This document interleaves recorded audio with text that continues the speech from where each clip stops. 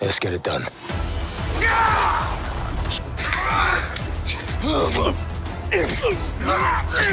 People don't realize the role that a stunt team plays on a movie. On the Avatar sequels, we rely on them to not do stunts that stand out as spectacular. We ask them to do stunts that play as part of our story's narrative. For the James Cameron film, the action fuels the story, while the story also fuels the action, and it makes it so dynamic and it makes it so engaging that it makes you want to know what happens next. Jim, of course, doesn't like things to just be animated. You're gonna do them for real. The only thing we're not real is us being blue. I've got a dry team and I've got a wet team. So some of the things that we're doing are going to be 30 feet in the air, and we'll let the actors do it full on, and we'll catch their movement, their acting and everything, and then we'll build it up, and we'll let those seasoned professionals, those parkour professionals, do that same motion. Who do all the slinging, climbing, falling, grappling, the action through the air. Those guys never slip. So from fighting, falling, parkouring, we have the best in the world for each individual piece. Flying at ground is much more difficult than it ever was before. Jim wanted people jumping on, jumping off, flying around. He even wanted that bird to fly on the stage and be able to come to a landing. We have multiple riggers and stunt performers operating the bird, helping it turn left, right, circling, flying, diving. So we had to have our performers in sync with the creature.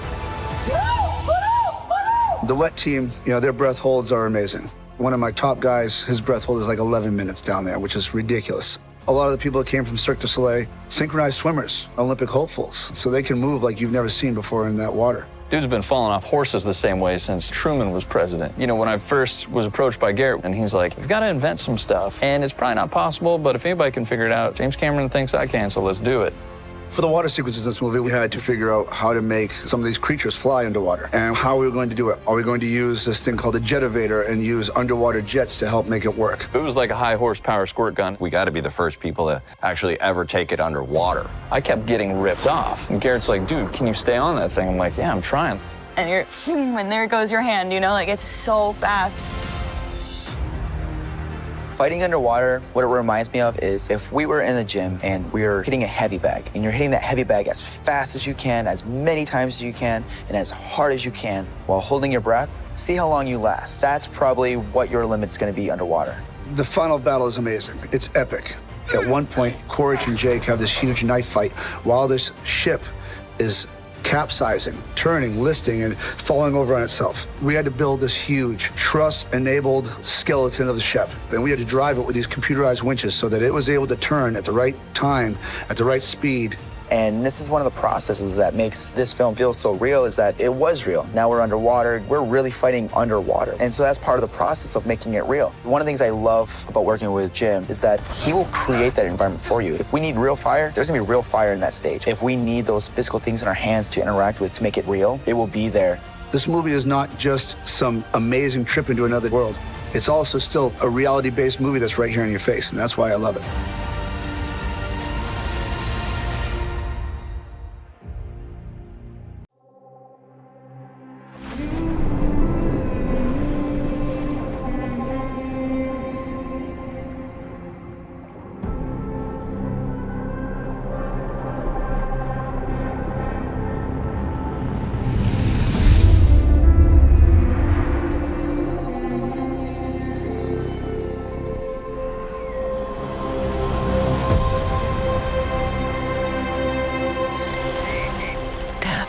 I know you think I'm crazy.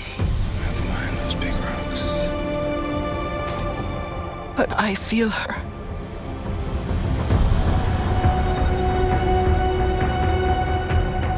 I hear her heartbeat. She's so close.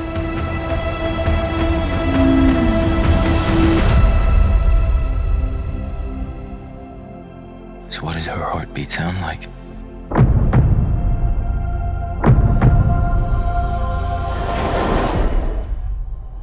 Mighty.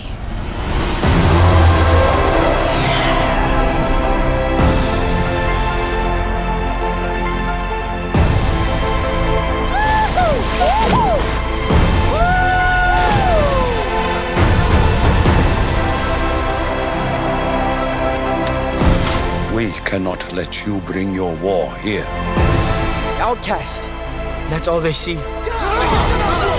I see you.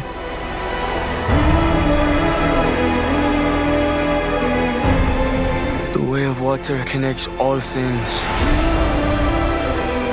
Before your birth and after your death. This is our home! I need you with me. And I need you to be strong.